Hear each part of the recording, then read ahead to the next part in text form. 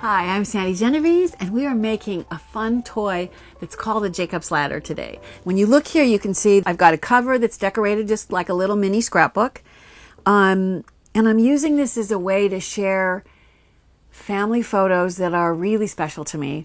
My father passed away a couple of months ago, and I'm making, as the person in charge of the family photos, I'm making these for my sister and brother so they can have some of the photos that I have of my father and of our family together. So when you open it, you can see first is the photo of my dad and my brother, and a little story of how often we would go to Mimi's because it was his favorite place to eat out. And as I trail down, you can see I'm still going to put information. I've got now a picture of Addison, and I'm going to show the picture of her with her grandfather, who great-grandfather we call Yeye. You can see I have still lots of pages to do, but it is just the funnest thing when you look at, by just pulling this down, it starts the Jacob's Ladder movement. So if you have these as a kid, they're usually made out of wood, which makes kind of a clacking sound, but it is not hard to make these out of paper. So how fun is it to have a scrapbook that's also a really classic children's toy, and surprisingly easy to make. So we're going to start off, and I want to give you the reason for the dimensions I have because yours may be different. Here's a little booklet that I bought at Paper Source, and it's this canvas cover that's got chipboard. It's really sturdy, and it dictated the size of mine. I haven't done this one, but I thought I would show you. This one has only 5 pages. So if you look at it, you can see this one has only 5 pages, but it works the exact same way. So the dimensions you choose for your background and how many pages you want it to be, totally up to you. So with that being said, in order for it to fit into the little book that I wanted it to fit into, I ended up having all of mine be 3 3/4 by 5. This is going to be one that's 6 pages. So I have 6 pages that are a lighter green and 6 pages that are a darker, more olive green. You need to know where the ribbon placement's going to go. That's what really makes this work. So what I did is I took a 3/4 inch strip, and let me just show you on one. I use this as a guide when it's lined up with the end, and I drew a pencil line to mark the first pencil line. I do the same thing to mark the other edge. So now I've marked this edge. So 3/4 in from both ends, I have my mark. Then the middle mark, I just took a Post-it note, and because this is 5 inches long, it needs to be 2.5 inches. So at the 2.5 inch mark is where you're going to mark the middle. And because you have to mark 6 of them, I think it's easiest to just create a little guide like I did with my 3/4 inch and my 2.5 inch little paper markers, because you're going to go through and mark all of the dark green just identically. And you're going to need ribbon.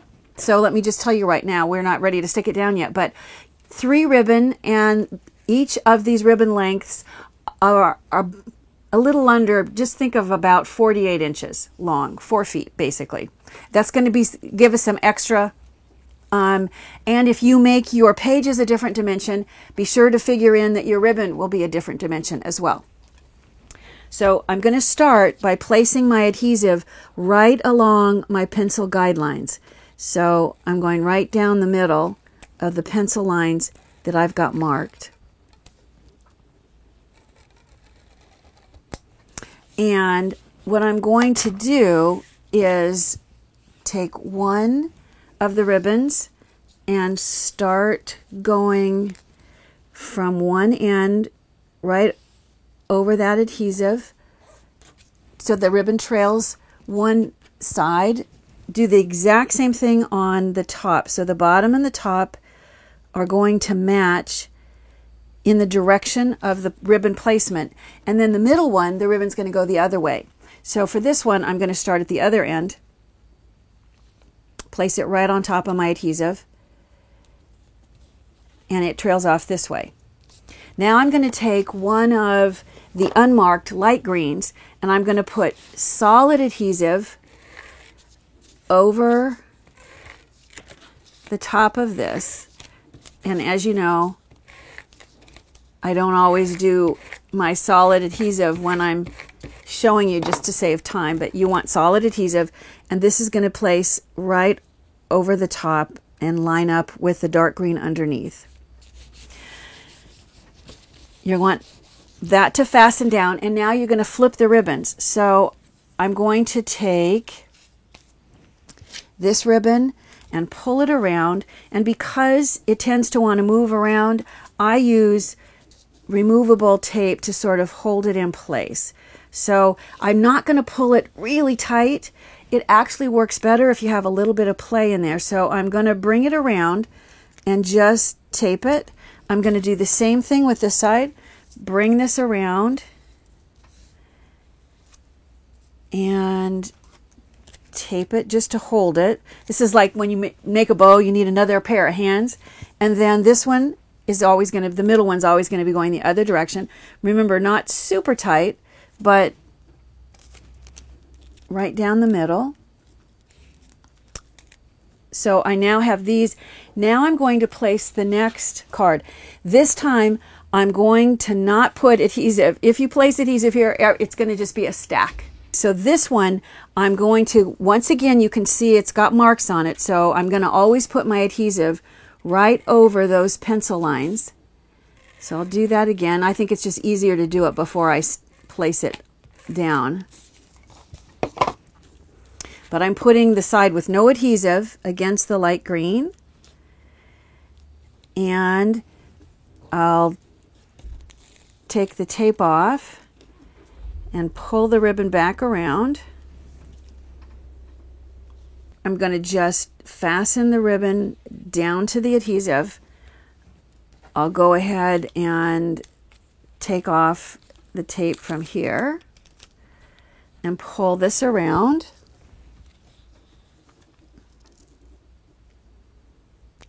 And press the ribbon into the adhesive.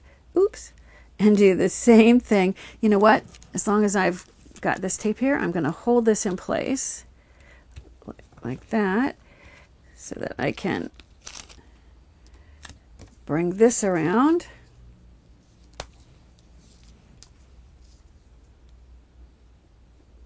Place right on the adhesive. Oops, that's a little tight.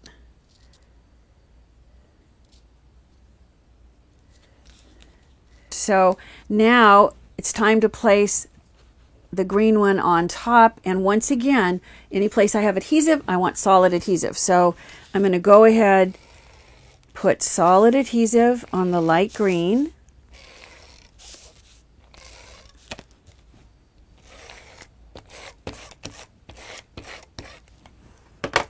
And place this right over the top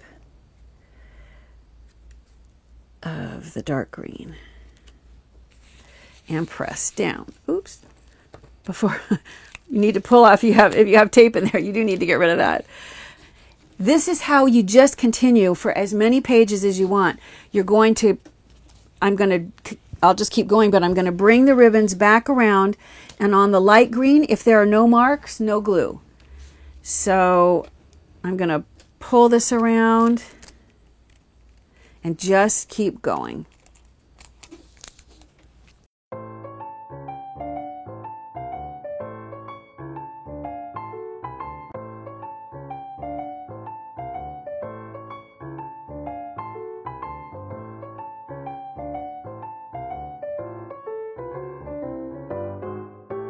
Now that I am ready to place the last one, which will be the front cover or the end, you can see that I have a little leftover ribbon. It's easiest for me to trim it before I place this on. So I'm going to cut off the excess of these ribbons.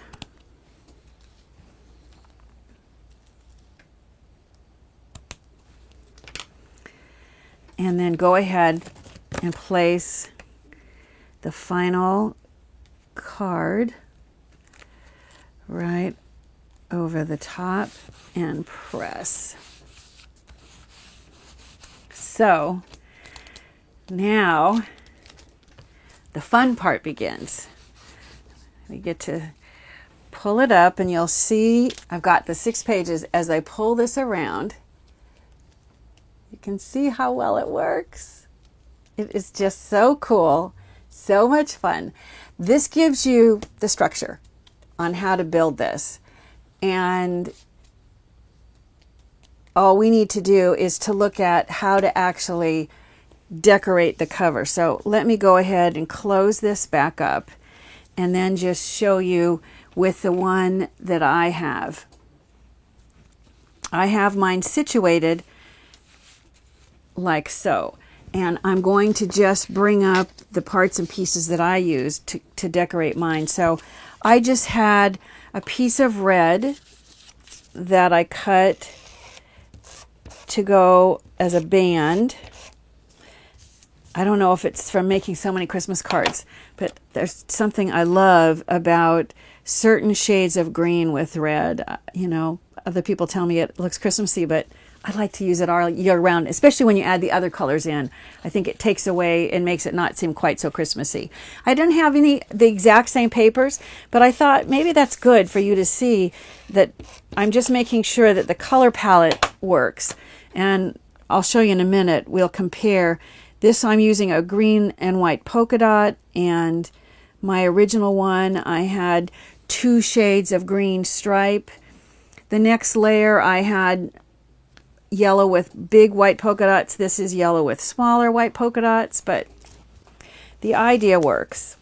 All of your little, quite honestly, much of the time, what I use is what's sitting on my table from my project. So my leftover pieces from, let me use my tweezers so my hand's not so much in the way. There we go. Stick that down, and then I'm going to add a star here to add just a little bit of, looks like it's kind of going this way. And you can see that I've got some foam on the back to pop it up a little.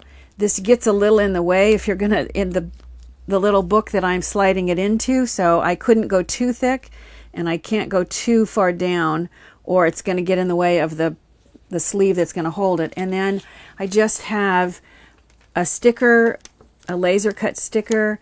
These are really delicate, so the way I peel them off the backing is just by rolling the backing away and getting my tweezers in to just hold one spot.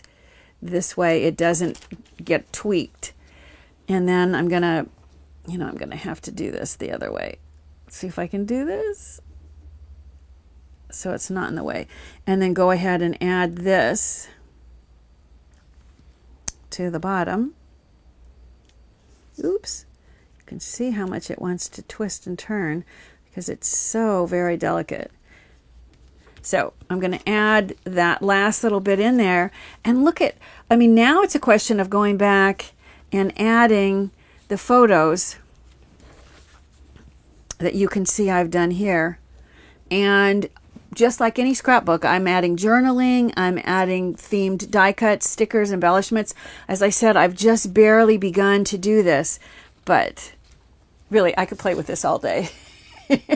I know, I won't. But to me, it's magic. And there's just something fun about it. When I combine something that's as special to me as my family photos with this classic toy element, I just think it's perfect.